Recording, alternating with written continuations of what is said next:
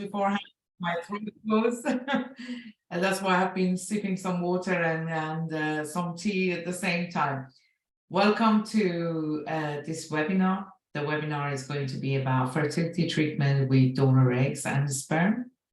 So I thought I will start with the agenda of this webinar. Firstly, I will tell you who I am. Then I will explain about infertility and gamete donation, and a little bit about egg donation recruitment and the screening, and then a sperm donor recruitment and how to select the donors, and the same for the egg donors, and also how it works when we have patients that actually need to travel abroad, and we call this process cross-the-border fertility care, CBRC.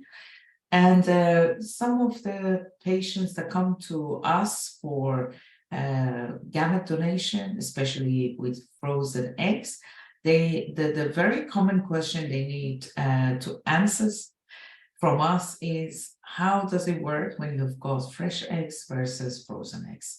So, and then of course some summary at the end. So let's go to the first slide. Who am I? I'm an embryologist. I have the privilege to work in the fertility field for over 26 years now. I've been working at Cryos International for over 5 years, and I've been responsible for setting up Cryos's first European donor egg bank in Europe. Cryos has been a sperm bank for over 35 years, and when it came to setting up the European egg bank, they approached me, and I was very honored to work with them to set up the European first egg bank. I'm a healthcare professional, and I have MSc in clinical embryology with pre-implantation genetic diagnosis and fetal medicine. But I also went into learning more about the business side of the fertility by doing an executive MBA from Bayes Business School. So that's just to say who I am. I'm sitting here and going to be discussing the slides coming up with you and the information I like to share with you. And definitely a privilege to be here, especially from Fertility Network UK, for inviting me for this webinar. So let's start with what is infertility.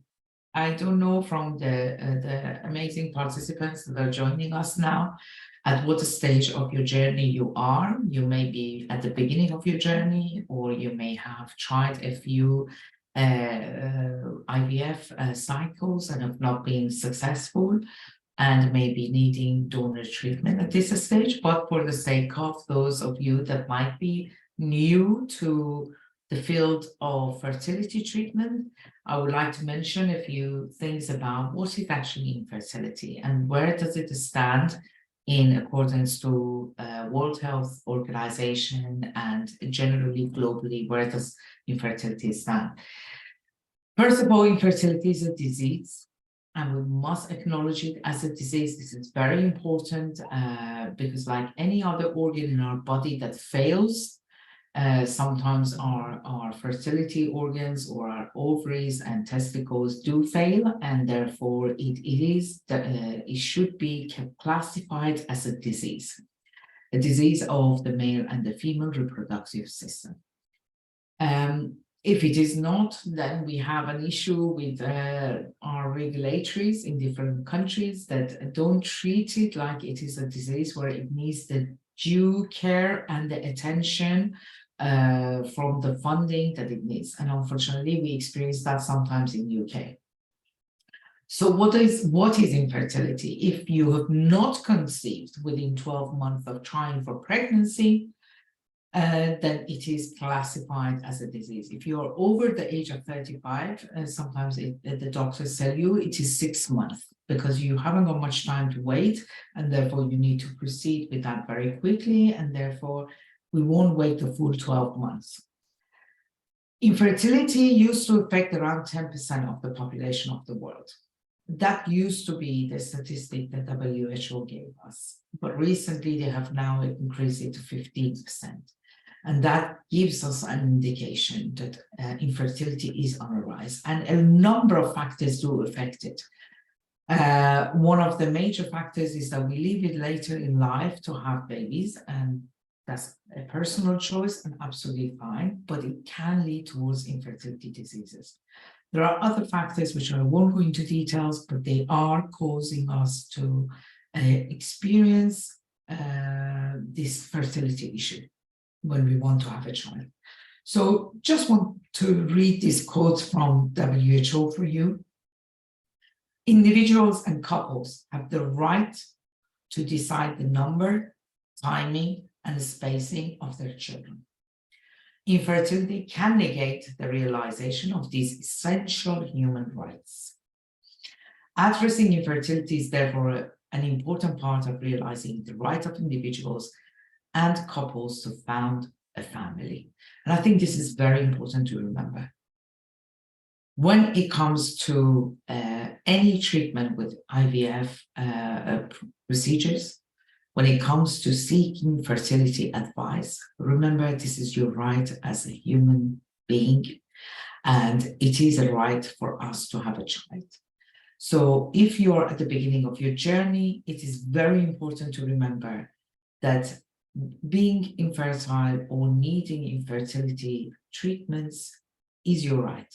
And you must demand, for example, if you're in UK, from your GP to send you for the treatment, or at least for the analysis of it and the treatment to follow that.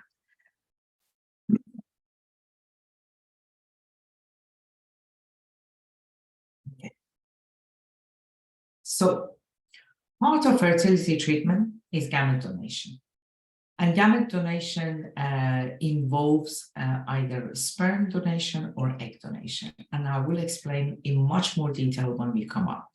But gamete donation, in short, is an effective way for those couples that are struggling to become a parent, for them to at least have a child that has one parent or both parents that can't be genetically related to the child, at least one parent to be genetically related to the child.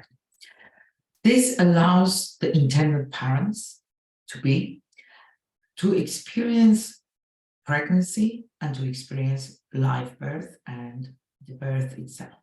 So it's a very effective way of assisting couples that either don't have a sperm or egg, or poor quality sperm and egg, to become parents.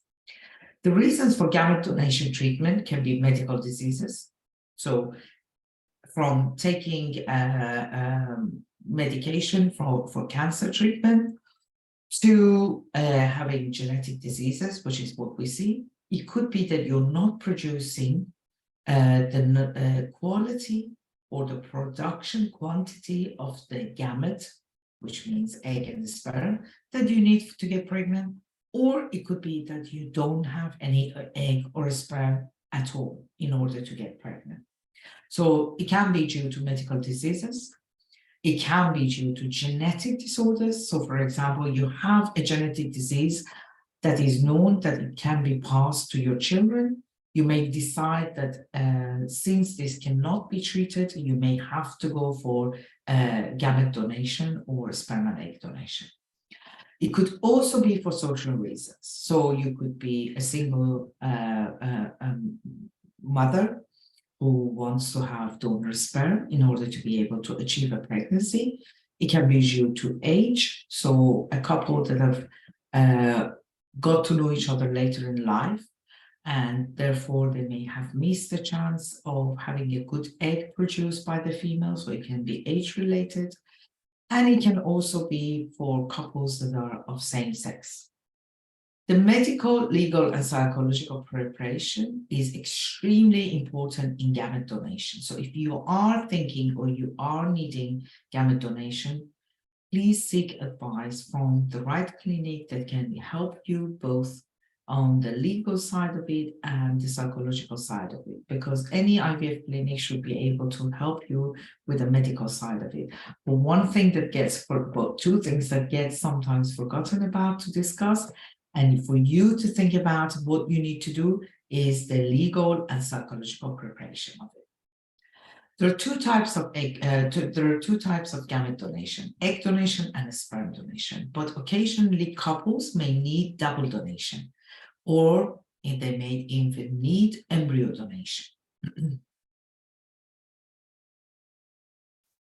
So very briefly, I'd like to explain to you about the sperm donation and who may need the sperm donation.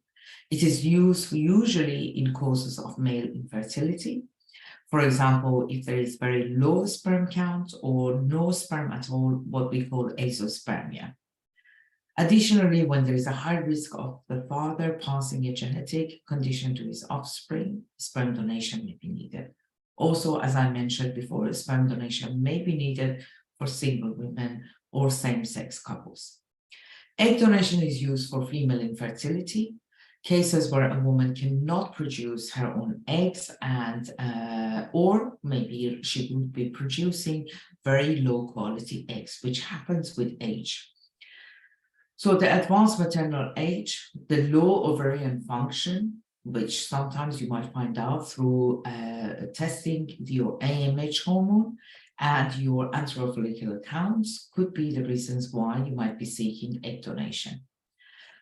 There are some women that actually go through premature menopause. This means that women can, and sometimes unfortunately can, experience this in early 20s or 30s, to experience that their ovarian functions have actually depleted and they are not producing the right hormones at the right level, and therefore they could be experiencing premature menopause.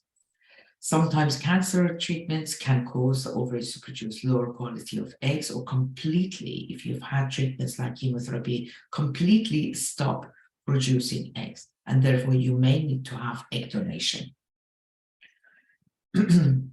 So a quick look through who our egg donors are. And I think I actually at the beginning missed the agenda page, so please do follow me. I may have pressed too many times and we missed the agenda page. But who are the egg donors and what to look for when you're selecting an egg donor? First of all, I would like to say that if you are looking for egg donation treatment at the moment, what you need to look for is banks, egg donor banks, or clinics that provide egg donation with a website for egg donors. So you have a choice and comfort to actually be able to go on the website and look at the donors that are available that you can choose. They should also have a good selection of donors from different ethnicities. We as Cryos are an international bank, and therefore we need to provide egg donors for a variety of ethnicities and patients coming from different parts of the world. This is very important. You could be living in UK or be from different ethnicities. Everyone that I have come across, or at least majority of the people I've come across, they would like to use donors, whether it's egg donors or sperm donors, from their own background or ethnicities. So please do go for banks that do provide different ethnicities for you to choose. Vitrified eggs are a good way of going forward because they are available immediately. And I have some slides later on in the presentation that I can show you that discusses how vitrified eggs, and if you don't know the word vitrified, let me just quickly explain. Vitrified means frozen eggs.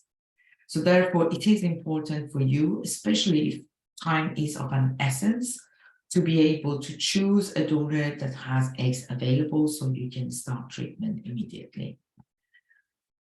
The banks usually work with reference or partner clinic programs. That means they have some partners where or reference clinics that they can provide the eggs to them, and for the clinic to be able to process the treatment as quickly as possible.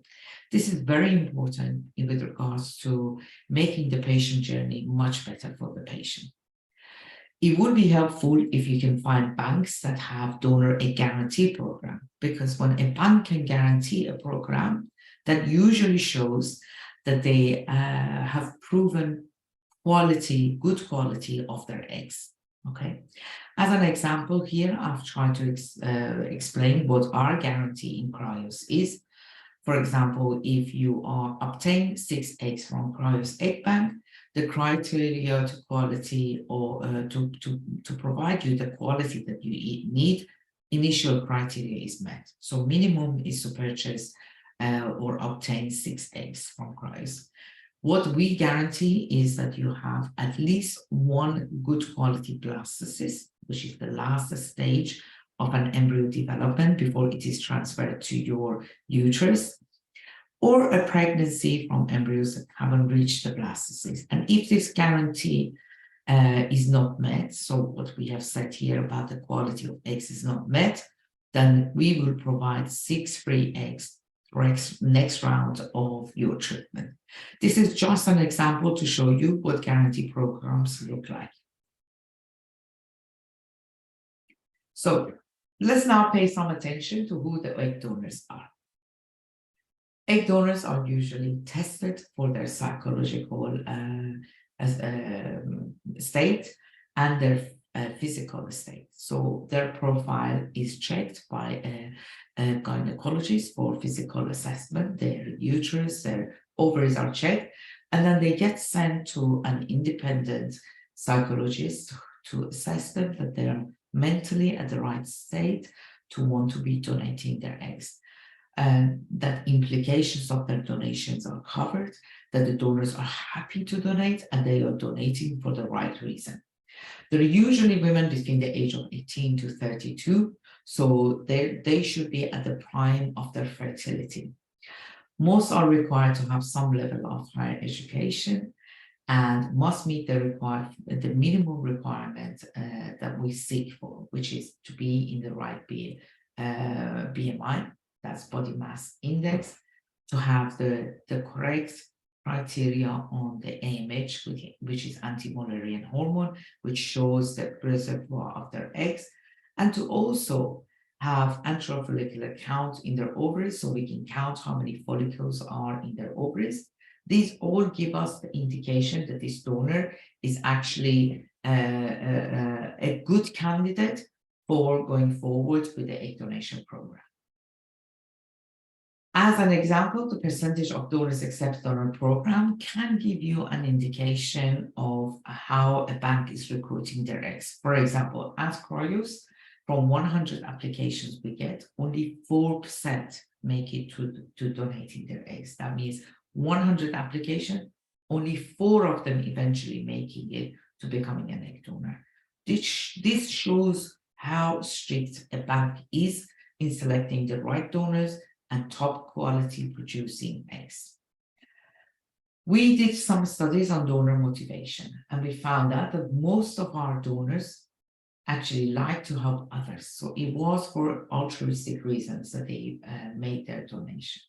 Often they knew someone from their family or colleagues or friends who decided to have a child and couldn't, and therefore they had some fertility issues. And this became an important issue to the donor as well, for wanting to show their solidarity with other women and wanting to donate. And of course, the economic compensation they get. With all donors that come through for donation, they do receive a compensation, and the compensation according to EU standards is for their time and effort. Also, donors like the regular checkup that we do on them. We regularly check their for example, sexually transmitted disease status. We check their familial state, for example, on checking their genetics, checking their hormone levels, and we occasionally find that donors appreciate the fact that they have all this thorough health check as well. So recruiting an egg donor, this is what it looks like, the process. This process can take up to 3 months to do. They first apply online, and then they have a full medical and family history questionnaire that is taken by nurses and discussed in details. They then have initial medical screening with our gynecologists, who will check their ovaries and also their uterus to make sure that they are healthy and they're okay to proceed with the program. They then have a full psychological assessment. We have what we call an extended emotional intelligence test, where we look at their emotional state, and they also get sent to an independent psychologist who will then assess them to make sure they're mature enough, they've thought about the process, and they're happy to donate. Further to this, then they go through further clinical examinations and tests like sexually transmitted diseases, hormones, and also genetic and karyotyping tests. And once they've passed all that, they make it all the way to what we call egg pickup and donating their eggs. So what do we check for? I've already mentioned some of them. They get checked fully for their hormones, physical assessment, infectious disease, family history. They usually go back to about 2 generations and check parents' health state, paternal grandparents, maternal grandparents, risk factors of the donor. For example, if the donor is taking any drugs, if they are actually have an issue with alcohol intake, or taking any risky factors that could affect their donation in the future or could have impacted their eggs in the past. And of course, the psychological and genetic tests. What you see on the right-hand side is some of the genetic diseases that are common to most populations, and we check those. But we do further than that, and I will explain to you shortly. Genetic matching is one of the things we do. So beside the most common genetic diseases we check for, we also check for specific diseases. The reason we do this is because no matter how the baby is conceived, there is always a small risk of passing some genetic disease. We are made from thousands and thousands of genetic code, and these codes sometimes can go wrong. It may not affect us immediately as we are in ourselves, but we could actually pass it on to our offspring. And for this reason, so even though we have a lot of recessive, what we call genes, which means it doesn't affect us, it affects our offspring, even though we check those, sometimes we actually have some unknown recessive genes that haven't been checked. So if you are looking for an egg donor, you may come across a concept that could be quite confusing for patients. For example, you may see banks that say, we check 600 genes, 300 genes, 500 genes. What does that mean? Well, we are made with over 10,000 genes. It is impossible to check all of them.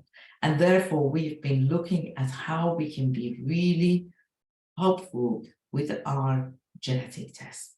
The genetic tests that we do, beside the most common genetic diseases that I mentioned in the previous slide, we also check for the single gene matching. That means if we know that your partner who is producing the sperm has a certain genetic disease, then we can match the sperm with that genetic disease to make sure that it's not a common disease and that we can proceed with having a child that is disease-free. We can also do what we call panel matching. So we take, again, the partner's genes and we match it with the donor. If that donor is not matched with the partner of yours, it could be sperm donor, it could be your partner, male partner, we will try and match it. And if it doesn't, we move on to your next selection of egg donor that could be matched without having any specific problems with the genes. Now, moving on to the sperm donation. So, who needs a sperm donation? Heterosexual couples that have male factor infertility, same-sex couples that may need a sperm donation in order to proceed, and they don't have a fertility problem, they just need a sperm donor to be able to proceed with having a child. Single women And single women can be either heterosexual or they can be lesbians.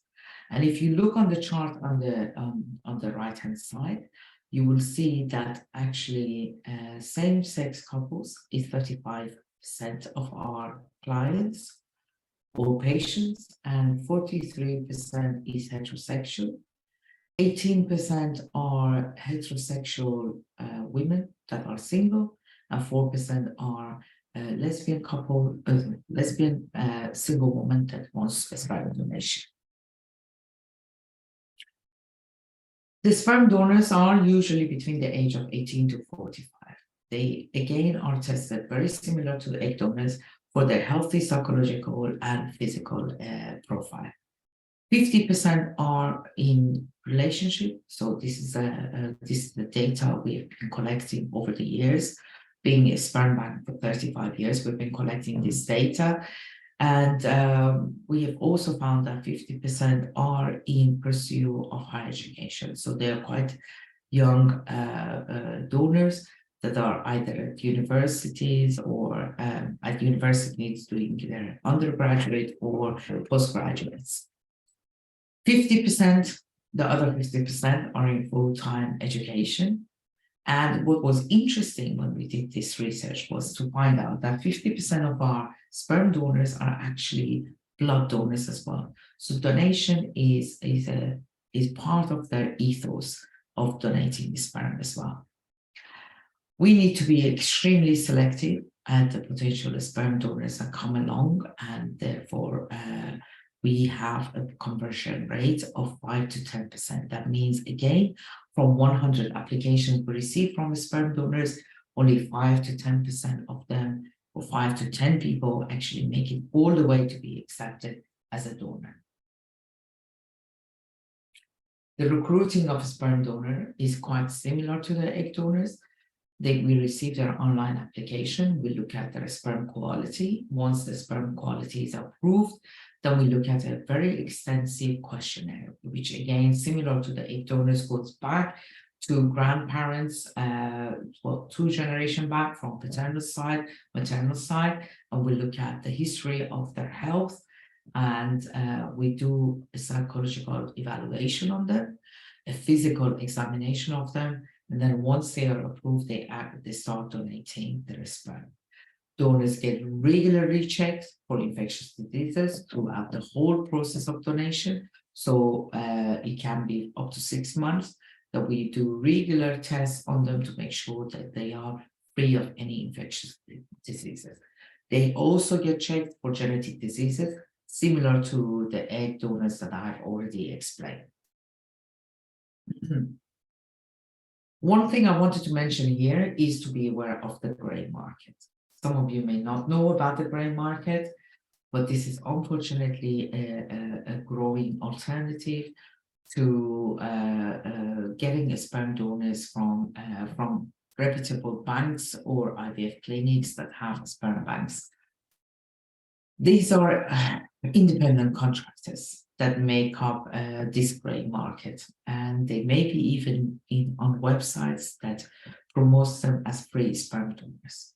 You must be aware of this. I know that the price may be zero or minimal compared to getting your sperm from a reputable sperm bank or a clinic. Please be aware that this is an underground and unregulated market. They are made up of unauthorized sperm donors and private persons that offer this service at very, very low prices of straws or production. This means they would have had no screening of sexually transmitted diseases. So there is a high risk of having sexually transmitted diseases that can be passed on to the patient. And also there could be a possibility of legal complications. Why? Because donors sign a consent form when they come to any bank to say they have no legal parental right to the child. However, if you decide to go with a gray market, there is no such agreement that is legally bound, and therefore there is a possibility of legal complications. Be aware that those donors that are actually in the grey market offering this for free of charge or very low price, they probably are donors that have been rejected from clinics and banks, and therefore they have resorted into being in the grey market. This means they haven't passed the rigorous physical and psychological standards that the majority of banks have and clinics, IVF clinics, do have.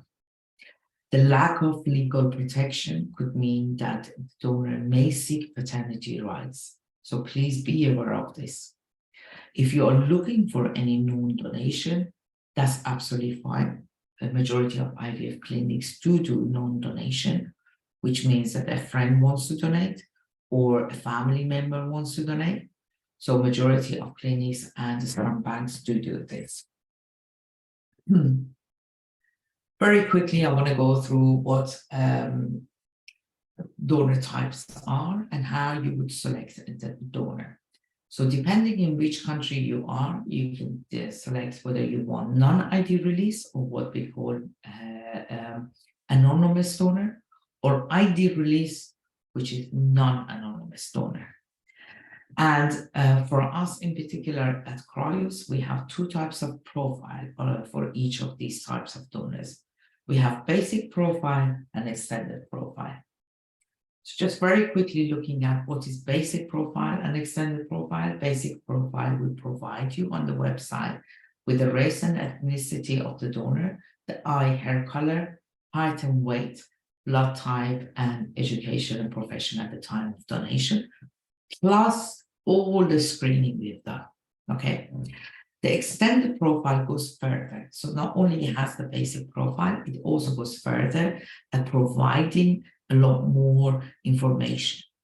And what we find is that when we have more information about the donor, it can make the conversation with your future child that is born as a result of donation very rich. You have a lot more information to discuss with your child if you decide to inform the child that they are born as a result of donation.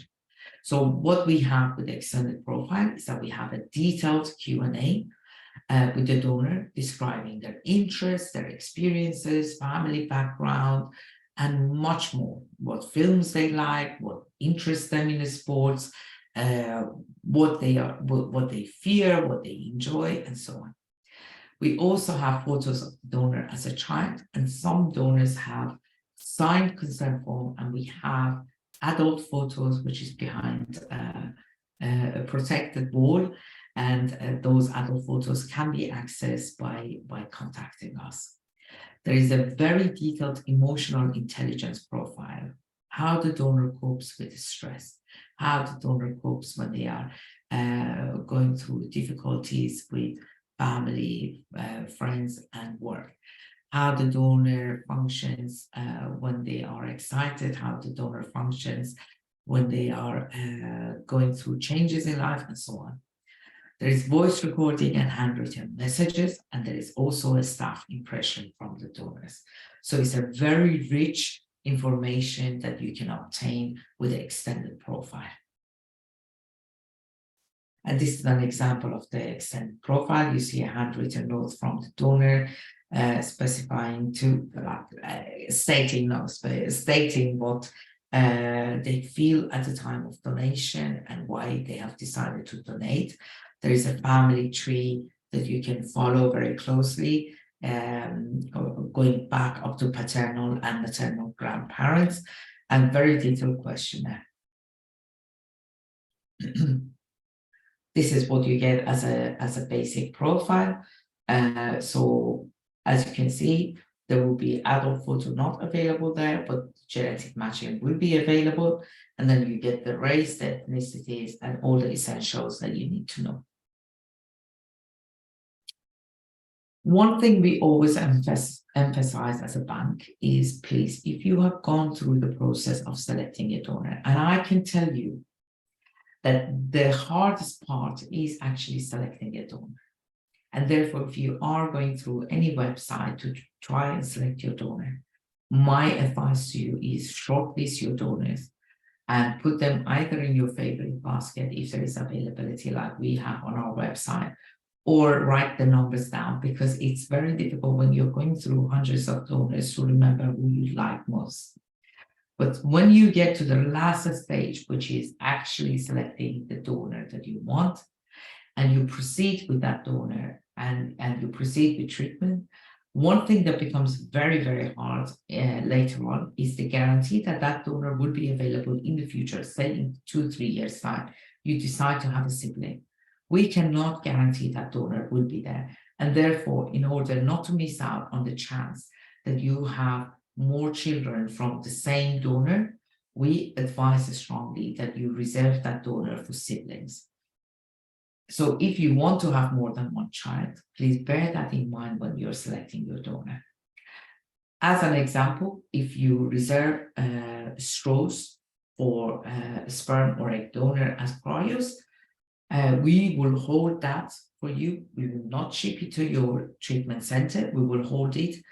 And if you decide not to proceed, for example, after having one child, if you decide not to proceed with having siblings, then you get refunded 75% of your money for holding that donor back. Another thing that's really important is a pregnancy quota or reservation quota. Many countries have a maximum number of pregnancy per donor. This is decided by the population in that country. So say, for example, in UK, the population is of, say, 75 million up to 80 million. Statisticians worked out that this population, in order to minimize risks in the future of potential half-brothers and sisters meeting each other, then the number of donor children that can be born is a maximum 10 families. Okay, so in order for us to be able to control the number of children that are born as a result of donation, we must have what we call a pregnancy quota. And this is how the infrastructure of a bank, an international bank like Cryos, would try and limit. We would provide the donor sperm up to a certain number of families. If there are pregnancy and live birth, we will stop the use of that donor. And then if the live births have not happened, we would release the donor again. Therefore, it is very important for what we call quota reservation, for you to have that, to make sure that you can still use that donor for future family, siblings, or that this donor actually doesn't run out of the number of families it can produce in UK. In UK is 10. We have 6 families in Spain and 1 family in Cyprus. And again, this goes back to the fact that it is very much related to the number of population. So what to check for when you're selecting a gamete bank?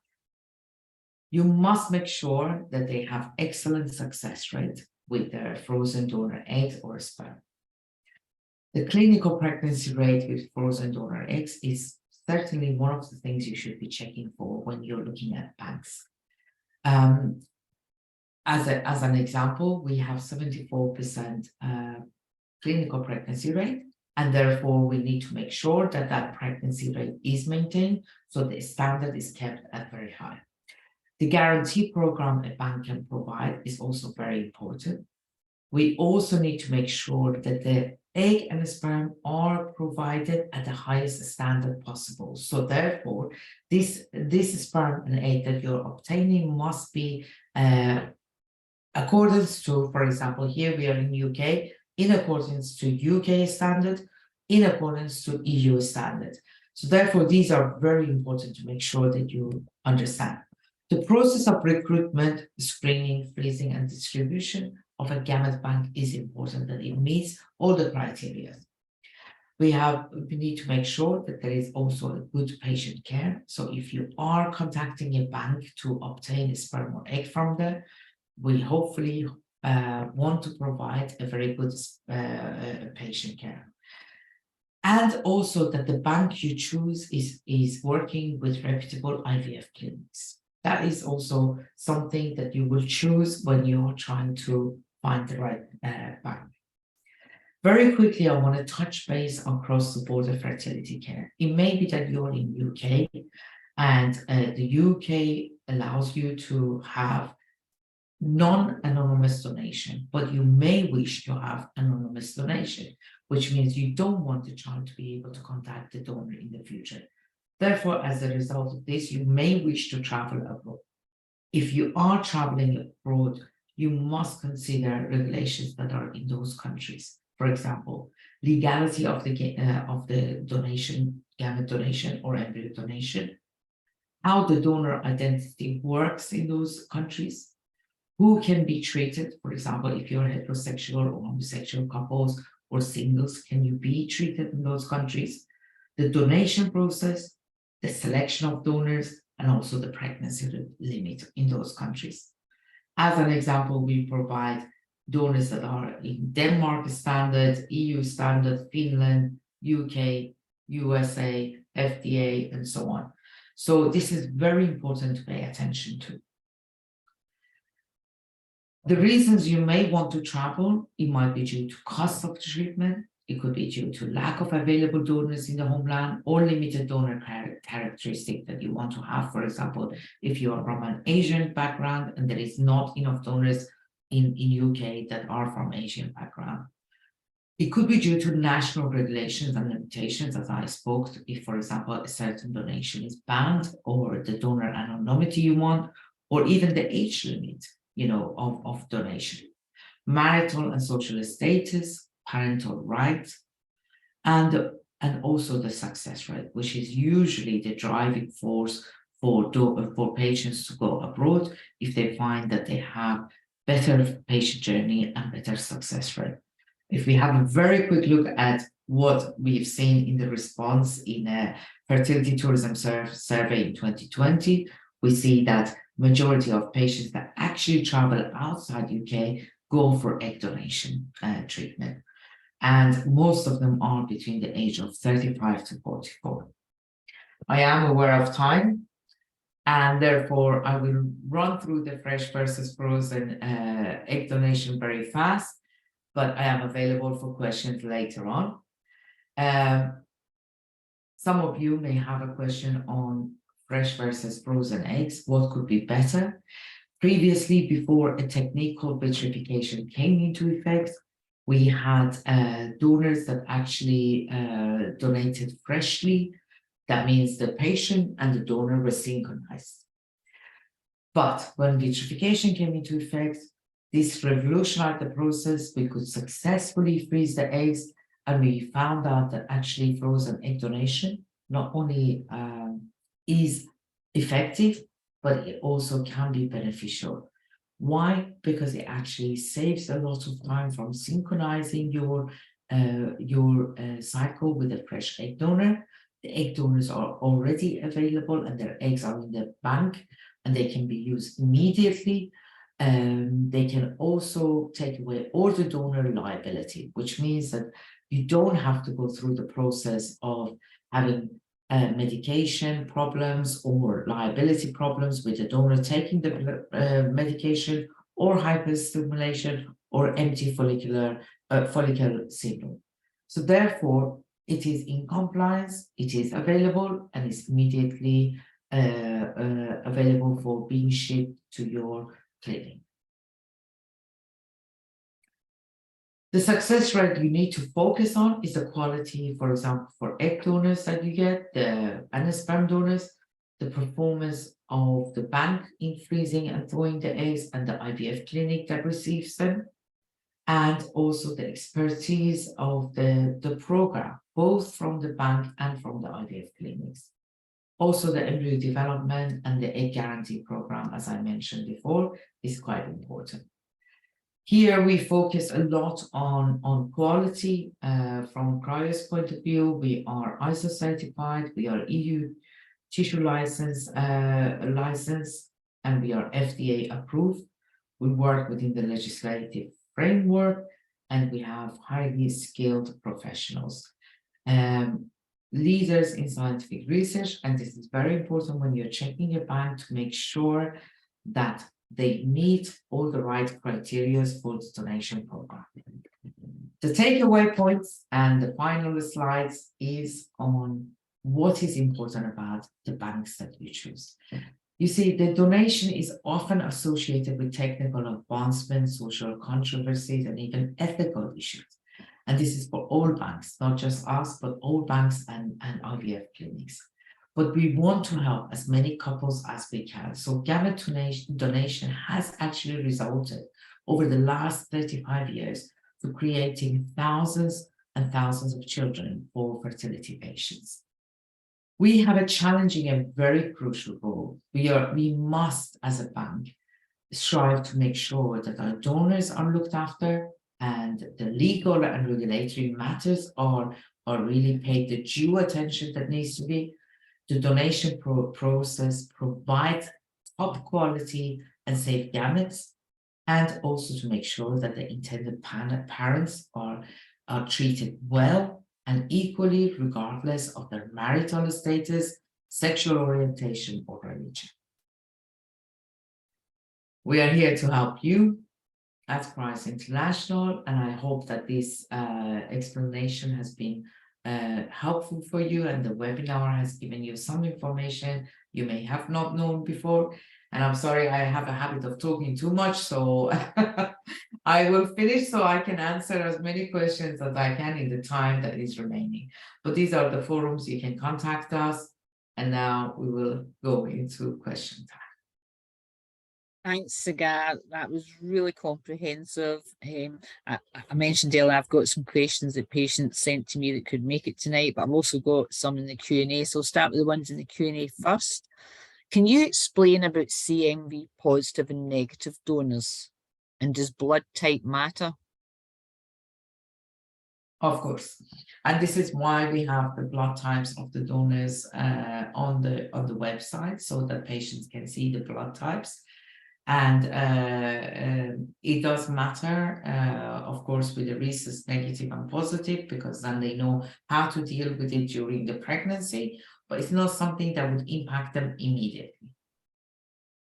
What about CMV positive and negative donors? Yeah.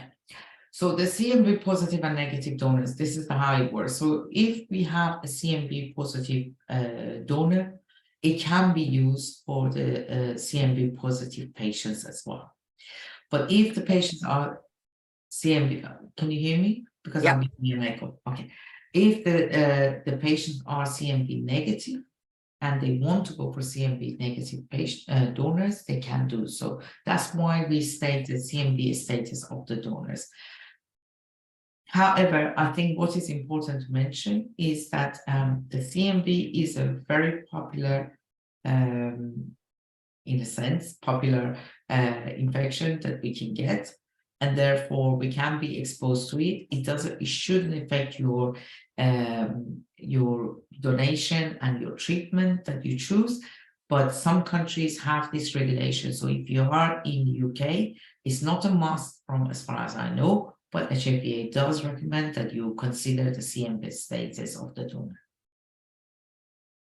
Okay, and that kind of links on to the next question about how important is the CMV status for donor sperm. This person has noticed that it varies between clinics. They are CMV negative, but however, their clinic's asking them to sign a waiver if they wish to choose a CMV positive donor, whereas some clinics don't even take that into account. So it's leaving patients feeling really confused. I completely get that. It's something that hasn't been proven and hasn't been really documented that getting a donor sperm that might be CMV positive can impact a patient that's CMV negative. It is a recommendation, and unfortunately, some clinics take it very far and they want to really implement it, but some clinics are a little bit linear. The point is that there are both CMV negative and positive donors that are available in most banks.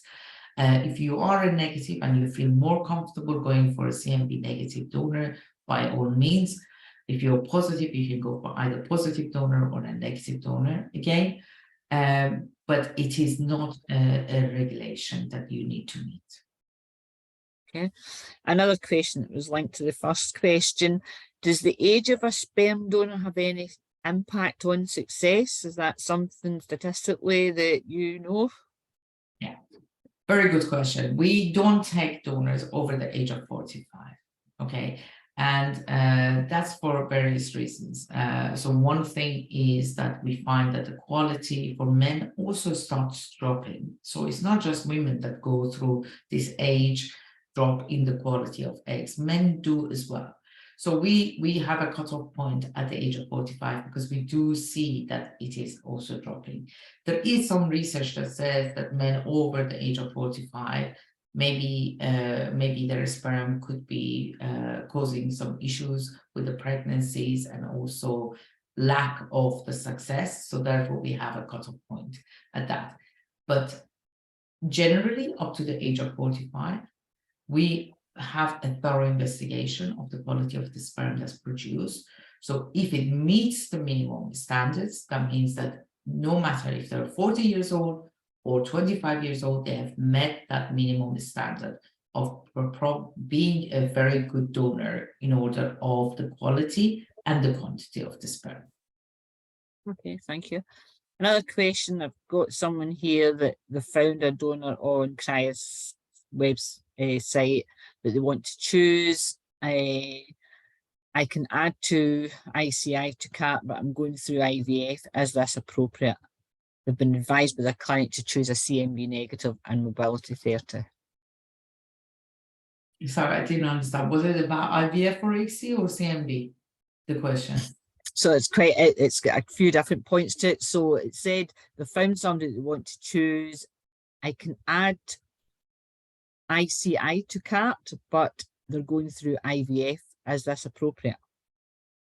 Oh, ICI straw. Okay, ICI straw is a straw that means that it's unwashed sample, which needs to be washed or prepared at the clinic. So we have IUI samples or straws and ICI straws. So therefore, as long as the motility is the right motility, that's what is important. So ICI motility and IUI motility, so it depends what the motility is. If you are going for IVF, you should be going for at least motility of 10 million. We have 10 million, 20 million, 30 million plus.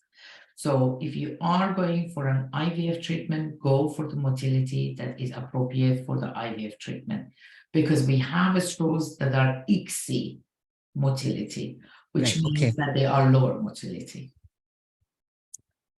Is that on the website for patients to see what the... Yes, 100%. There is more to read about it, yes. Okay, thank you. If anybody's got any other questions, just pop them on. I've got a number here that I'm just going to run through. Firstly, another sperm bank used quite often in the UK, patients are able to find out the donor ID, and there's now a bit of an industry started in Facebook where patients are linking with other people with the same donor. Is that something that patients at your bank can do as well? You mean find out the donor, who the donor is? Not who the donor is, but they're able to, through the power of Facebook, identify potential donor siblings, half siblings. I hope to God not. I hope to God that when no, the way it works is that we warn our donors, and it is in our consent form, that please, doesn't matter if you're anonymous or non-anonymous donor, please be aware of not providing your DNA to websites that keep those DNA, because it may be matched in the future, especially if they're anonymous donors. However, the donors that are open donors, of course, they have agreed and signed the consent form that the children can contact us, and then contact them at the age of 18. And therefore, we hope that before that age, they cannot be able to contact the donor, find them through DNA sites and whatever. And this is something the donors are made aware of, because now more than ever, these DNAs are being provided on different websites. So if for example, a child knows that they are non-donation, of course, there's no guarantee if they go on any Facebook forum that they try and link if they've linked the DNA to a donor, that they don't find the siblings. So this is something that no bank can guarantee, and if they do, I don't think it's actually fair to be claiming that. So we warn the donors, we tell them the risk of having their DNA on different websites, because the children may actually find a match very early on before they actually reach the age of 18. And if one child does, then the siblings may be able to do so as well. So there is no guarantee, but we do warn the donors about this. Okay, that's really useful.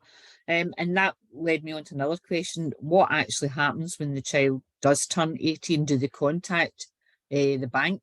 Yes, and this is where the pregnancy outcome is extremely important. Please, if you've used a Cryos donor, please make sure that you actually contact Cryos and inform Cryos that you've had a child with either release or a non-anonymous donor, because what we do, we then provide you with a certificate that says this child is produced from this particular donor, is born as a result of this donation.